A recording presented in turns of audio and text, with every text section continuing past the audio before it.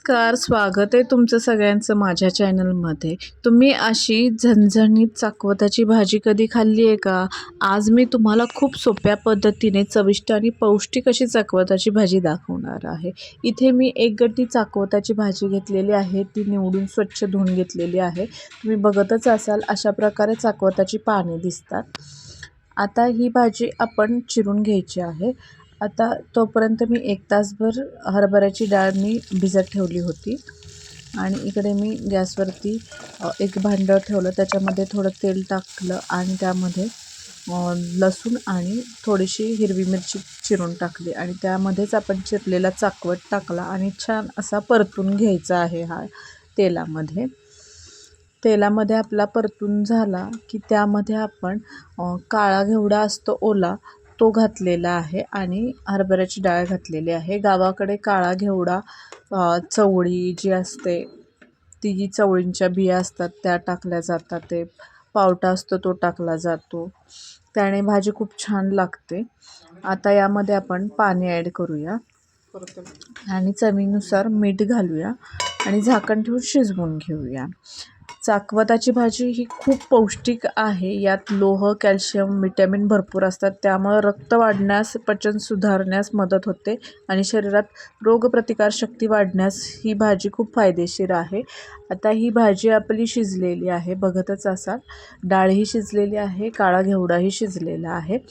आता ही भाजी आपण हटून घ्यायची आहे। त्यासाठी इथे मी 2 चमचे ज्वारीचं पीठ टाकलं आहे। तुम्हाला हवं असल्यास तुम्ही बेसनचं पीठही टाकू शकता, पण गावाकडे ज्वारीचं पीठ टाकतात आणि छान अशी हटून घेतात। रवीनेही तुम्ही घेऊ शकता, मी ह्यानेच घेतलेले आहे, पळीनेच घेतलेली आहे आणि ज्वारीच्या पिठामुळेही भाजीला चव छान येते। आता ह्या मिक्सरच्या भांड्यामध्ये मी हिरवी मिरची आणि लसूण बारीक करून घेतलेला आहे।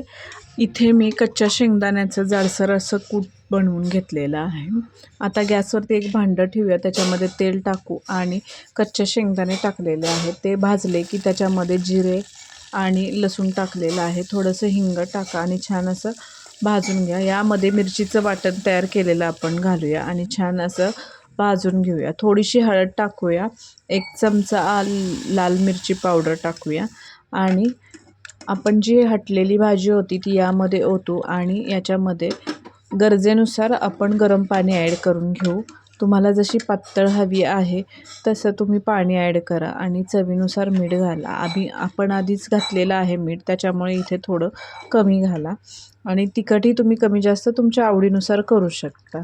आता यामध्ये कच्चं शेंगदाण्याचं जे कूट होतं ते यामध्ये घालून घेऊ आणि छान अशी 1-5 मिनटं उकळी आणून घेऊ आणि गॅस आपला बंद करून घेऊ। तर अशी आपली गरमागरम आणि पौष्टिक अशी चाकवताची भाजी तयार आहे। ही भाजी चपातीसोबत किंवा भाकरीसोबत खूप छान लागते आणि आमच्या इकडे याला चाकवताचं गरगटं असं म्हणतात। तुमच्या इकडे काय म्हणतात ते मला कमेंटमध्ये नक्की सांगा। तुम्ही ही रेसिपी नक्की ट्राय करून बघा। जर तुम्हाला अशी सोपी आणि पारंपरिक रेसिपी आवडत असतील तर चॅनलला लाईक करा, शेअर करा आणि सबस्क्राईब करायला विसरू नका। व्हिडिओ बघितल्याबद्दल धन्यवाद।